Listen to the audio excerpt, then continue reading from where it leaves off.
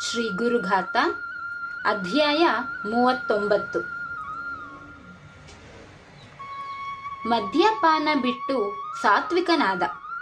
ದುಶ್ಚಟಗಳು ಪಿಶಾಚಿ ಇದ್ದಂತೆ. ಅವು ಮೊದಲು ಸುಂದರ ರೂಪ ಧರಿಸಿ ಬಳಿಗೆ ಬರುತ್ತವೆ. ನಮ್ಮ ಮನದ ಬಾಗಿಲು ತೆರೆದು ಒಳಗೆ ಸೇರಿಕೊಂಡರೆ ನಂತರ ಆಚೆಗೆ ತಳ್ಳುವುದು ಬಹಳ ಕಷ್ಟ. ಎಲ್ಲ ದುಶ್ಚಟಗಳು ಗೆದ್ದಲು ಹುಳುವಿನಂತೆ ಹಾನಿ ಮಾಡುತ್ತವೆ. ಮೇಲಿನ ರೂಪವನ್ನು ಹಾಗೇ ಉಳಿಸಿ ಒಳಗೆ ದೇಹವನ್ನು ಹಾನಿಗೀಡು ಮಾಡುತ್ತವೆ. ದುಶ್ಚಟಗಳಿಲ್ಲದವನೇ ಧೀರ. ದುಶ್ಚಟಗಳಿಗೆ ತನು ಮನ ಧನ ಒಪ್ಪಿಸಿದವನೇ ಗುಲಾಮ. ಇವುಗಳಲ್ಲಿ ಮುಖ್ಯವಾದುದೇ ಮದ್ಯಪಾನವೆಂಬ ಘನಘೋರ ಚಟ. ಈ ಚಟವು ಅತಿಯಾದರೆ ಅಂತಹ ವ್ಯಕ್ತಿಯು ಬೇಗನೆ ಚಟ್ಟದಲ್ಲಿ ಕಾಣಿಸಿಕೊಳ್ಳಬೇಕಾಗುತ್ತದೆ. ಸಾಧಾರಣವಾಗಿ ಪಾನಮತ್ತರು ದೇವಾಲಯಕ್ಕೆ ಗುರುಗಳ ಬಳಿಗೆ ಬರುವುದಿಲ್ಲ. ಆದರೆ ಓರ್ವ ಪಾನಮತ್ತ ವ್ಯಕ್ತಿ ಶ್ರೀ ಗುರುಗಳ ಬಳಿಗೆ ಬಂದ. ಆತನ ಸ್ಥಿತಿಗೆ ಮರುಕಪಟ್ಟ ಗುರುಗಳು ಆತನ ದುಶ್ಚಟವನ್ನು ಹೇಗೆ ಬಿಡಿಸಿದರು ಎಂಬುದಕ್ಕೆ ಈ ಪ್ರಸಂಗವನ್ನು ಶ್ರವಣ ಮಾಡಿರಿ. ಒಮ್ಮೆ ಅವಧೂತರ ಪಾವನ ಕ್ಷೇತ್ರಕ್ಕೆ ಪ್ರಸಿದ್ಧ ಸಂಸ್ಥಾನದ ಯತಿಗಳೊಬ್ಬರು ಆಗಮಿಸಿದ್ದರು.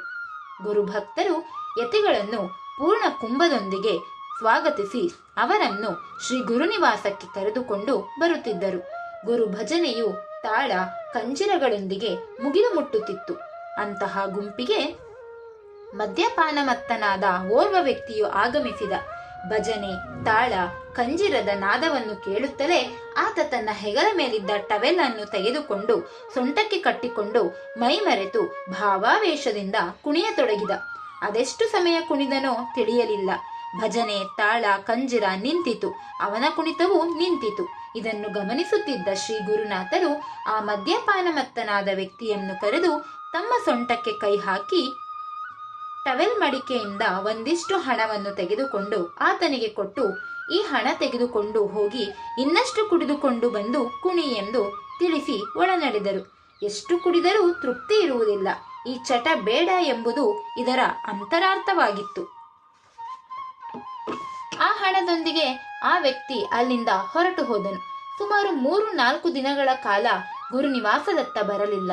ನಂತರದ ಒಂದು ದಿನ ಓರ್ವ ವ್ಯಕ್ತಿ ಬಿಳಿಯ ಕಚ್ಚೆ ಪಂಚೆ ಉಟ್ಟುಕೊಂಡು ನಿಲುವಂಗಿ ಧರಿಸಿ ಅದರ ಮೇಲೆ ಒಂದು ವಸ್ತ್ರವನ್ನು ಹಾಕಿಕೊಂಡು ಹಣೆಗೆ ವಿಭೂತಿ ಕುಂಕುಮ ಹಚ್ಚಿಕೊಂಡು ತನ್ನ ಕುಟುಂಬದೊಂದಿಗೆ ಶ್ರೀ ಗುರುನಿವಾಸಕ್ಕೆ ಆಗಮಿಸಿದನು.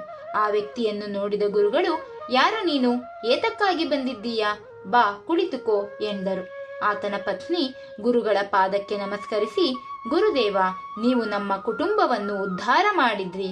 ಅಂದು ಸ್ವಾಮಿಗಳು ಬಂದಿದ್ದಾಗ ಮದ್ಯಪಾನ ಮಾಡಿ ಇಲ್ಲಿ ಬಂದು ಕುಣಿದವರು ಇವರೇ ನನ್ನ ಪತಿ. ಇವರಿಗೆ ನೀವು ಹಣ ಕೊಟ್ಟು ಇನ್ನಷ್ಟು ಕುಡಿದು ಬಾ ಎಂದು ಹೇಳಿ ಕಳುಹಿಸಿದಿರಿ. ಆ ಹಣ ಇವರ ಕೈಗೆ ಬಂದ ಕೂಡಲೇ ಇವರ ಮನಸ್ಸೇ ಬದಲಾಯಿತು. ಕುಡಿಯುವುದನ್ನು ಬಿಟ್ಟರು. ನಿತ್ಯವೂ ಸ್ನಾನ ಪೂಜೆ ಮಾಡಿ ತನ್ನ ಕೆಲಸವನ್ನು ಶ್ರದ್ಧೆಯಿಂದ ಮಾಡುತ್ತಿದ್ದಾರೆ. ದಿನಾಲು ಬೇಸಾಯ ಮಾಡಲು ಹೊರಡುವ ಮುನ್ನ ನೇಗಿಲು ಎತ್ತುಗಳನ್ನು ಪೂಜಿಸಿ ನಂತರ ತನ್ನ ಕೆಲಸವನ್ನು ಮಾಡುತ್ತಿದ್ದಾರೆ. ಇದೆಲ್ಲವೂ ತಮ್ಮ ಅನುಗ್ರಹದಿಂದ ಆಗಿದೆ. ನಿಮ್ಮಿಂದ ನಾವು ಉದ್ಧಾರವಾದೆವು ಎಂದು ಆನಂದ ಬಾಷ್ಪ ಸುರಿಸುತ್ತಾ ಕೃತಜ್ಞತೆಯಿಂದ ನುಡಿದಳು. ಆತನು ಮತ್ತು ಅವನ ಮಕ್ಕಳು ಗುರುಗಳಿಗೆ ನಮಸ್ಕರಿಸಿದನು. ಗುರುಗಳು ಮುಗುಳ್ನಗುತ್ತಾ ಆ ಕುಟುಂಬದವರನ್ನು ಆಶೀರ್ವದಿಸಿದರು. ಯಾವಾಗಲೂ ಕೊರತೆಗಳಿಂದ ಕೂಡಿದ ಮತ್ತು ದುಃಖದಲ್ಲಿ ಮುಳುಗಿದ ಜೀವವನ್ನು ನೋಡಿ ದಯಾಳುವಾದ ಸದ್ಗುರುನಾಥನು ಕನಿಕರ ಪಡುತ್ತಾನೆ ಮತ್ತು ಅವನಲ್ಲಿಯ ಅಜ್ಞಾನ, ಅಹಂಕಾರ, ಆಸೆ, ಮೋಹಾದಿಗಳನ್ನೆಲ್ಲ ಸುಟ್ಟು ಹಾಕಿ ಪರಿಪೂರ್ಣವಾದ ಆನಂದದ ಸ್ಥಿತಿಗೆ ಅವನನ್ನು ಮುಟ್ಟಿಸುತ್ತಾನೆ. ಜಗತ್ತಿನ ಎಲ್ಲ ಸುಖಗಳನ್ನು ಒಟ್ಟುಗೂಡಿಸಿದರೂ ಅವು ಆ ಆನಂದವನ್ನು ಸರಿಗಟ್ಟಲಾರವು. ಶ್ರೀ ಗುರುನಾಥರು ಈ ರೀತಿ ಮದ್ಯವ್ಯಸನಿಯನ್ನು ಕನಿಕರದಿಂದ ಕೃಪಾದೃಷ್ಟಿ ಬೀರಿ ಪರಿವರ್ತಿಸಿದರು. ಬಳಿ ಬಂದ ಭಕ್ತರ ಗುಣ ಸ್ವಭಾವಗಳನ್ನು ಶ್ರೀ ಗುರುನಾಥರು ಥಟ್ಟನೆ ಗ್ರಹಿಸಿ ಬಿಡುತ್ತಿದ್ದರು. ಸರಿ ಎನಿಸಿದರೆ ಅವರ ಬಳಿ ಕೂರಲು ಅವಕಾಶ ಸಿಗುತ್ತಿತ್ತು. ಇಲ್ಲದಿದ್ದರೆ ಇಲ್ಲ. ಒಂದು ಸಾತ್ವಿಕ ಕುಟುಂಬದ ಕಾರ್ಪಣ್ಯವನ್ನು ಯಾವ ರೀತಿ ಬಗೆಹರಿಸಿದರು ಎಂಬುದಕ್ಕೆ ಈ ಪ್ರಸಂಗವನ್ನು ಕೇಳಿರಿ. ಅದೊಂದು ಪುಟ್ಟ ಕುಟುಂಬ. ಪತಿ, ಪತ್ನಿ ಮತ್ತು ಮಗಳು. ಶ್ರೀ ಗುರು ಚರಿತ್ರೆಯ ಪಾರಾಯಣದಿಂದಾಗಿ ಇವರ ಹೃದಯದಲ್ಲಿ ಗುರುಭಕ್ತಿ ಉಂಟಾಗಿತ್ತು. ಇವರಿಗೆ ಅವಧೂತ ಗುರುಗಳ ವಿಚಾರವನ್ನು 1990 ಸುಮಾರಿನಲ್ಲಿಯೇ ಮಿತ್ರರೋರ್ವರು ತಿಳಿಸಿ ಹೋಗಿ ಬನ್ನಿ ಎಂದರು. ಅವರು ವಿವರಿಸಿದ ರೀತಿ ಇವರಿಗೆ ಅರ್ಥವಾಗಲಿಲ್ಲ. ಯಾರೋ ಜ್ಯೋತಿಷಿಗಳಿರಬೇಕು, ಹೋಗಿ ಬಂದರಾಯಿತು ಎಂದು ಸುಮ್ಮನಾದರು. ಇವರಿಗೆ ಜ್ಯೋತಿಷ್ಯದಲ್ಲಿ ಎಂದೂ ವಿಶೇಷ ಆಸಕ್ತಿ ಇರಲಿಲ್ಲ. ವರ್ಷಗಳು ಉರುಳಿತು. 12 ವರ್ಷಗಳೇ ಸರಿದು ಹೋಯಿತು. ಆ ವೇಳೆಗೆ ಅವಧೂತ ಗುರುಗಳ ಬಗೆಗೆ ಕುಟುಂಬದ ಯಜಮಾನಿಗೆ ಇನ್ನಷ್ಟು ಮಾಹಿತಿ ತಿಳಿಯಿತು. ಗುರುಗಳನ್ನು ನೋಡಲೇಬೇಕೆಂಬ ಹಂಬಲ ಹೆಚ್ಚಾಯಿತು. ಅದೊಂದು ದಿನ ಈತನ ಪತ್ನಿ ಮತ್ತು ಮಗಳು ಗುರುಕ್ಷೇತ್ರಕ್ಕೆ ಸನಿಹದ ಜಿಲ್ಲಾ ಕೇಂದ್ರದಲ್ಲಿದ್ದರು. ಈತನು ತಾನಿದ್ದ ಜಿಲ್ಲಾ ಕೇಂದ್ರದಿಂದ ಅಲ್ಲಿಗೆ ಹೋಗಿ ಪತ್ನಿ ಮಗಳನ್ನು ಗುರುಕ್ಷೇತ್ರಕ್ಕೆ ಹೋಗೋಣ, ದರ್ಶನ ಮಾಡೋಣ, ಹೊರಡಿ ಎಂದ. ಆಗ ಈತನ ಪತ್ನಿ ತನ್ನ ಅಕ್ಕನ ಮನೆಯಲ್ಲಿದ್ದಳು. ಆಕೆ ತನ್ನ ಅಕ್ಕನನ್ನು, ನೀನೂ ಬಾ, ನಿನ್ನ ಮಗಳೂ ಬರಲಿ, ಗುರುಗಳ ದರ್ಶನ ಮಾಡೋಣ ಎಂದರು. ಆಗ ಅವರು, ಗುರುಗಳು ಸಿಗುವುದು ಬಹಳ ಕಷ್ಟವಂತೆ, ಎಷ್ಟೋ ಜನ ಹೋಗಿ ವಾಪಸ್ಸು ಬಂದಿದ್ದಾರೆ ಎಂದರು. ತಂಗಿ ಹಠ ಬಿಡದೆ ಒತ್ತಾಯಪೂರ್ವಕವಾಗಿ ಅಕ್ಕ ಹಾಗೂ ಅಕ್ಕನ ಮಗಳನ್ನು ಹೊರಡಿಸಿ ಎಲ್ಲರೂ ಶ್ರೀ ಗುರುಕ್ಷೇತ್ರಕ್ಕೆ ಮಠ ಮಧ್ಯಾಹ್ನದ ವೇಳೆಗೆ ತಲುಪಿದರು. ಶ್ರೀ ಗುರುನಿವಾಸಕ್ಕೂ ಬಂದರು. ಆದರೆ ಅಲ್ಲಿ ಗುರುಗಳು ಇರಲಿಲ್ಲ, ಯಾವ ಭಕ್ತರೂ ಇರಲಿಲ್ಲ. ಇವರು ಸನಿಹದ ಪ್ರವಾಸಿ ಕ್ಷೇತ್ರಕ್ಕೆ ಹೋಗಿ ಊರಿಗೆ ವಾಪಸ್ಸಾದರು. 1-2 ತಿಂಗಳು ಕಳೆಯಿತು. ಇವರು ಯಾವುದೋ ಕಾರಣ ನಿಮಿತ್ತ ಗುರುಕ್ಷೇತ್ರಕ್ಕೆ ಸನಿಹದ ದತ್ತ ಮಂದಿರಕ್ಕೆ ಬಂದಿದ್ದರು. ಅಲ್ಲಿ ದರ್ಶನದ ನಂತರ ವಾಪಸ್ಸು ಹೊರಡುವ ಮುನ್ನ ಗುರುಕ್ಷೇತ್ರಕ್ಕೆ ಹೋಗಿ ಬರಬಾರದೇಕೆ ಎಂಬ ಆಲೋಚನೆ ಬಂದಿದೆ. ರಸ್ತೆ ಬದಿಗೆ ಬಂದು ನಿಂತರು. 2 ನಿಮಿಷದಲ್ಲಿ ಒಂದು ಪ್ರಯಾಣಿಕರ ಟೆಂಪೋ ಬಂದಿತು. ಇವರು ಅದನ್ನು ಏರಿ ಶ್ರೀ ಗುರುಕ್ಷೇತ್ರ ತಲುಪಿ ಶ್ರೀ ಗುರುನಿವಾಸಕ್ಕೆ ಬಂದರು. ಅಲ್ಲಿ 4-5 ಮಂದಿ ಭಕ್ತರು ಗುರುಗಳಿಗಾಗಿ ಕಾಯುತ್ತಿದ್ದರು. ಗುರುಗಳಿದ್ದಾರಾ ಎಂದು ಇವರು ಅಲ್ಲಿದ್ದವರನ್ನು ವಿಚಾರಿಸಿದರು. ಇದ್ದಾರೆ, ಆದರೆ ವಿಶ್ರಾಂತಿಯಲ್ಲಿದ್ದಾರೆ ಎಂದು ತಿಳಿಸಿದರು. ಇವರಿಗೆ ಅರ್ಧ ಸಮಾಧಾನವಾಯಿತು. ಇವರೂ ಕುಳಿತರು. ಒಂದು ಅರ್ಧ ಗಂಟೆಯಾಗುತ್ತಿದ್ದಂತೆ ಗುರುಗಳು ಒಳಗಿನಿಂದ ಎದ್ದು ಬಂದರು. ಗುರುಭಕ್ತ ಯಜಮಾನನು ಗುರುಗಳಿಗೆ ನಮಸ್ಕರಿಸಿ ತನ್ನ ಪರಿಚಯ ಹೇಳಿಕೊಂಡನು. ಆಯ್ತು, ನೀವೆಲ್ಲ ಕುಳಿತುಕೊಳ್ಳಿ ಎಂದರು. ಅವರು ತಮ್ಮ ಕುರ್ಚಿಯಲ್ಲಿ ಆಸೀನರಾದರು. ನಂತರ ಆತನ ಪತ್ನಿಯತ್ತ ತಿರುಗಿ, ನಿನ್ನ ಹೆಸರು?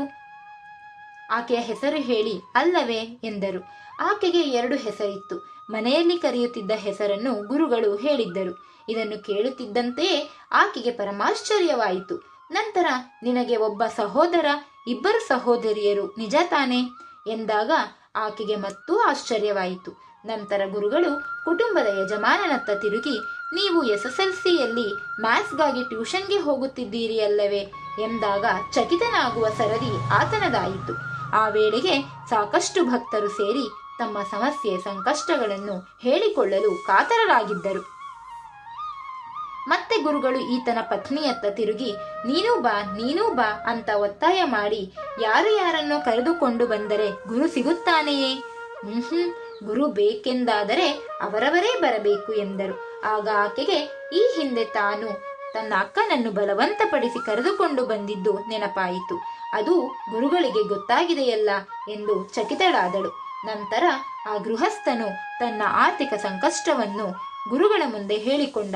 ಆಗ ಗುರುಗಳು ಒಳಕೋಣೆಯತ್ತ ತಿರುಗಿ, ಅಯ್ಯ, ಯಾರಿದ್ದೀರಿ ಅಲ್ಲಿ? ಒಂದು ಸಿಪ್ಪೆ ತೆಂಗಿನಕಾಯಿ ತನ್ನಿ ಎಂದರು. ಅಲ್ಲಿದ್ದ ಶಿಷ್ಯನೋರ್ವನು ಸಿಪ್ಪೆಕಾಯಿ ತರುತ್ತಿದ್ದಂತೆ ಗುರುಗಳು ಅದನ್ನು ಅಭಿಮಂತ್ರಿಸಿ ಗೃಹಸ್ಥನ ಕೈಗೆ ಕೊಟ್ಟು, ಇದನ್ನು ಜೋಪಾನವಾಗಿ ಇಟ್ಟುಕೊಳ್ಳಿ, ಒಳ್ಳೆಯದಾಗುತ್ತದೆ ಎಂದರು. ನಂತರ ಯಾರೋ ಒಬ್ಬ ಭಕ್ತರು ಅಲ್ಲಿದ್ದವರಿಗೆಲ್ಲ ಸಾಕಾಗುವಷ್ಟು ಮಸಾಲೆ ದೋಸೆಯನ್ನು ತಂದು ಎಲ್ಲರಿಗೂ ಕೊಟ್ಟರು. ಅದನ್ನು ಎಲ್ಲರೂ ತಿಂದರು. ನಂತರ ಈ ಗೃಹಸ್ಥರು ಗುರುಗಳಿಗೆ ನಮಸ್ಕರಿಸಿ ನಮ್ಮ ಜಿಲ್ಲಾ ಕೇಂದ್ರಕ್ಕೆ ವಾಪಸ್ಸಾದರು. ಆ ಕುಟುಂಬದ ಮುಖ್ಯಸ್ಥರ ಆರ್ಥಿಕ ಸಂಕಷ್ಟವು 3 ತಿಂಗಳಲ್ಲಿ ಪರಿಹಾರವಾಯಿತು. ಆತನಿಗೆ ಕೆಲವು ಅನಿರೀಕ್ಷಿತ ಸಹಾಯವೂ ಒದಗಿ ಬಂತು. ಗುರುಕೃಪಾ ಕಟಾಕ್ಷದ ಮುಂದೆ ಕಷ್ಟದ ಕಾರ್ಮೋಡ ಉಳಿದೀತೆ. ಸದ್ಗುರುವನ್ನು ಪೂರ್ಣ ಭಕ್ತಿ ಭಾವದಿಂದ ನಂಬಿದರೆ ಏಳಿಗೆ ನಿಶ್ಚಿತ. ಒಂದು ಜನ್ಮಕ್ಕಲ್ಲ, ನಮ್ಮ ಮುಂದಿನ ಹಲವು ಜನ್ಮಗಳವರೆಗೆ ಗುರುವು ನಮ್ಮ ಜೊತೆಗೆ ನಿರಾಕಾರವಾಗಿಯೋ ಸಾಕಾರವಾಗಿಯೋ ಇದ್ದು ಮುಕ್ತಿ ಕರುಣಿಸುತ್ತಾನೆ. ಇದೇ ಗುರುತತ್ವದ ಹಿರಿಮೆ ಮಹಿಮೆ. ಇನ್ನು ನಮ್ಮ ಶ್ರೀ ಗುರುಗಳು ದತ್ತಾತ್ರೇಯರೇ ಎಂದು ಆಗಲೇ ಹೇಳಿದನಲ್ಲ, ಅದನ್ನು ರುಜುವಾತು ಮಾಡಿದ ಒಂದು ಪ್ರಸಂಗ ನಡೆಯಿತು. ಈ ಸತ್ಯದರ್ಶನ ಮಾಡಿದವನು ಒಬ್ಬ ಬಾಲಕ. ಆ ಪ್ರಸಂಗ ಹೀಗಿದೆ ನೋಡಿ ಗುರು ಬಾಂಧವರೇ. ಅದೊಂದು ದಿನ ಸಕರಾಯಪಟ್ಟಣದ ಶ್ರೀ ಗುರುನಿವಾಸದಲ್ಲಿ ಎಂದಿನಂತೆ ಸಾಕಷ್ಟು ಭಕ್ತರು ಗುರುದರ್ಶನಕ್ಕಾಗಿ ಬಂದಿದ್ದರು. ಸುಮಾರು 3 ವರ್ಷದ ಮಗುವು ಶ್ರೀ ಗುರುನಾಥರ ತೊಡೆಯ ಮೇಲೆ ಸಂತೋಷವಾಗಿ ಕುಳಿತಿತ್ತು. ಅವರ ಹೊಟ್ಟೆಯನ್ನೇ ಮುಟ್ಟಿ ನೋಡುತ್ತಾ ಆನಂದ ಪಡುತ್ತಿತ್ತು. ಅಷ್ಟು ಹೊತ್ತು ಏನೋ ಕೆಲಸ ಮಾಡುತ್ತಿದ್ದ ಮಗುವಿನ ತಾಯಿ ಗುರುಗಳ ಸಮೀಪಕ್ಕೆ ಬಂದು ಮಗುವನ್ನು ಎತ್ತಿಕೊಂಡಳು. ಆಗ ಆ ಮಗುವು, ಯಾಕಮ್ಮ ಎತ್ಕೊಂಡೆ? ನಾನು ಗುರುಗಳ ಹೊಟ್ಟೆಯಲ್ಲಿ 3 ತಲೆಯ ದೇವರನ್ನು ನೋಡುತ್ತಿದ್ದೆ ಎಂದಿತು. ಆ ತಾಯಿಗೆ ಮಹದಾಶ್ಚರ್ಯವಾಯಿತು. ಶ್ರದ್ಧಾ ಭಕ್ತಿಯಿಂದ ಗುರುಗಳಿಗೆ ನಮಿಸಿದಳು. ಗುರುಗಳ ಹೊಟ್ಟೆಯಲ್ಲಿ ಸಾಕ್ಷಾತ್ ದತ್ತಾತ್ರೇಯರ ದರ್ಶನ ಭಾಗ್ಯ ಪಡೆದ ಆ ಮಗುವು ಎಂತಹ ಪುಣ್ಯಶಾಲಿ! ಯಾರಿಗುಂಟು ಈ ಭಾಗ್ಯ? ಅದಕ್ಕಲ್ಲವೇ ದಾಸರು ಹಾಡಿರುವುದು, ನಮ್ಮ ಭಾಗ್ಯ ದೊಡ್ಡದೋ ನಿಮ್ಮ ಭಾಗ್ಯ ದೊಡ್ಡದೋ ಎಂದು. ಕೊಡುವ ಭಾಗ್ಯ ದೊಡ್ಡದು ಎಂಬುದನ್ನು ನಾಡಿನ ಓರ್ವ ವಿದ್ವಾಂಸರಿಗೆ ನಮ್ಮ ಗುರುನಾಥರು ಹೇಗೆ ಮನವರಿಕೆ ಮಾಡಿಕೊಟ್ಟರು ಗೊತ್ತೇ? ಅದಕ್ಕಾಗಿ ಈ ಪ್ರಸಂಗವನ್ನು ಕೇಳಿರಿ. ಒಮ್ಮೆ ನಾಡಿನ ಖ್ಯಾತ ಪ್ರವಚನಕಾರರೊಬ್ಬರು ಸಕರಾಯಪಟ್ಟಣದಲ್ಲಿ ಶ್ರೀ ಗುರುಗಳ ದರ್ಶನಕ್ಕೆ ಬಂದಿದ್ದರು. ಅವರು ಗುರುಗಳಿಗೆ ಕಾಣಿಕೆಯಾಗಿ ಅರ್ಪಿಸಲೆಂದು ದೊಡ್ಡ ಮೊತ್ತದ ಹಣವನ್ನೇ ತಂದಿದ್ದರು. ಅಂತರ್ಜ್ಞಾನಿಗಳಾದ ಗುರುಗಳಿಗೆ ಇದು ತಿಳಿಯದಿರುತ್ತದೆಯೇ? ಸರಿ, ನನ್ನ ಜೊತೆ ಬನ್ನಿ ಎಂದು ಆ ಪ್ರವಚನಕಾರರನ್ನು ಮನೆಯಿಂದ ತಮ್ಮೊಡನೆ ಕರೆದುಕೊಂಡು ಸಂತೆಯ ಕಡೆಗೆ ಹೊರಟರು. ಎದುರಿಗೆ ಒಬ್ಬಳು ವಯಸ್ಸಾದ ಬಡ ಮುದುಕಿ ಬಂದಳು. ಆಕೆಗೆ 100 ರು ಕೊಡಿ ಎಂದು ಪ್ರವಚನಕಾರರಿಂದ ಹಣ ಕೊಡಿಸಿದರು. ನಂತರ ಗುರುಗಳು ಹೇಳುತ್ತಿದ್ದರು, ಅವರು ಹಣ ಕೊಡುತ್ತಿದ್ದರು. ಅವರು ಕಾಣಿಕೆಗೆಂದು ತಂದ ಹಣ ಮುಗಿದುದು ಗುರುಗಳಿಗೆ ಗೊತ್ತಾಯಿತು. ಇನ್ನು ಹೊರಡೋಣ ಎಂದು ಗುರುಗಳು ಅವರನ್ನು ಮನೆಗೆ ಕರೆದುಕೊಂಡು ಬಂದರು. ಅಲ್ಲಿ ಪ್ರವಚನಕಾರರು ಗುರುಗಳ ಎದುರಿಗೆ ಕುಳಿತುಕೊಂಡರು. ಆಗ ಗುರುಗಳು, ನೋಡಿ ಸರ್, ಇಷ್ಟು ಕೆಲಸ ನೀವೇ ಮಾಡಿಬಿಟ್ಟಿದ್ದರೆ ಇಲ್ಲಿಗೆ ಬರುವ ಅಗತ್ಯವೇ ಇರುತ್ತಿರಲಿಲ್ಲ ಎಂದರು. ಪ್ರವಚನಕಾರರ ಮನದಲ್ಲಿದ್ದ ಸಮಸ್ಯೆಗೆ ಗುರುಗಳು ಅನುಗ್ರಹಪೂರ್ವಕವಾಗಿ ಪರಿಹಾರ ನೀಡಿದ್ದು ಹೀಗೆ: ಪ್ರತಿಯೊಬ್ಬ ಗುರುಭಕ್ತನಿಗೂ ಸದ್ಗುರು ಒಬ್ಬನೇ, ಇಬ್ಬರಿಲ್ಲ. ಸದ್ಗುರುವು ಆಪ್ತನಾಗಿರುತ್ತಾನೆ ಮತ್ತು ಪ್ರತಿಯೊಂದು ಸಂದರ್ಭದಲ್ಲೂ ಭಕ್ತನಿಗೆ ಮಾರ್ಗದರ್ಶನ ಮಾಡುತ್ತಾನೆ. ಓರ್ವ ಗೃಹಿಣಿಗೆ ಸದ್ಗುರುವಿನ ವಿಚಾರದಲ್ಲಿ ಗೊಂದಲ ಉಂಟಾಯಿತು. ಅದನ್ನು ಶ್ರೀ ಗುರುಗಳು ಮಾರ್ಮಿಕವಾಗಿ ತಿಳಿಸಿದ್ದು ಹೇಗೆ ಎಂಬುದಕ್ಕೆ ಈ ಪ್ರಸಂಗವನ್ನು ಆಲಿಸಿರಿ. ಗುರುಭಕ್ತ ಗೃಹಿಣಿಯೋರ್ವರು ದೂರದ ಜಿಲ್ಲಾ ಕೇಂದ್ರದಿಂದ ಸಕರಾಯಪಟ್ಟಣಕ್ಕೆಂದು ಆಗಾಗ ಬರುವ ಕ್ರಮವನ್ನಿಟ್ಟುಕೊಂಡಿದ್ದರು. ಅವರು ಈ ರೀತಿ ಒಮ್ಮೆ ಗುರುನಿವಾಸಕ್ಕೆ ಬಂದಾಗ ಸಾಕಷ್ಟು ಜನರು ಗುರುಗಳ ಎದುರಿನಲ್ಲಿ ಕುಳಿತಿದ್ದರು. ಇವರು ಎಲ್ಲರಿಗಿಂತ ಸ್ವಲ್ಪ ಮುಂದೆ ಕುಳಿತರು. ಅಲ್ಲಿದ್ದ ಹಿರಿಯರೋರ್ವರು ಸದ್ಗುರುಗಳ ವಿಚಾರವಾಗಿ ಮಾತನಾಡಿದರು. ತಕ್ಷಣ ಆ ಗೃಹಿಣಿಯು, ಗುರುಗಳೇ, ನನ್ನ ಸದ್ಗುರು ಯಾರು ಎಂದು ಪ್ರಶ್ನಿಸಿದಳು. ಆಗ ಗುರುಗಳು ಮುಗುಳ್ನಕ್ಕು ಕೈ ಚಾಚಿ ತಾವು ಕುಳಿತಿದ್ದ ಕುರ್ಚಿಯ ಪಕ್ಕದ ಜಾಗವನ್ನು ತೋರಿಸಿದರು. ಆಕೆ ಅಲ್ಲಿಗೆ ಬಂದು ಕುಳಿತಳು. ಆಕೆಯ ಪ್ರಶ್ನೆಗೆ ಸಿಗಬೇಕಾದ ಉತ್ತರ ಮಾರ್ಮಿಕವಾಗಿ ಸಿಕ್ಕಿತು. ನಮ್ಮ ಶ್ರೀ ಗುರುಗಳು ಅದ್ಭುತ ದೈವೀ ಶಕ್ತಿಯನ್ನು ಪಡೆದವರಾಗಿದ್ದರು.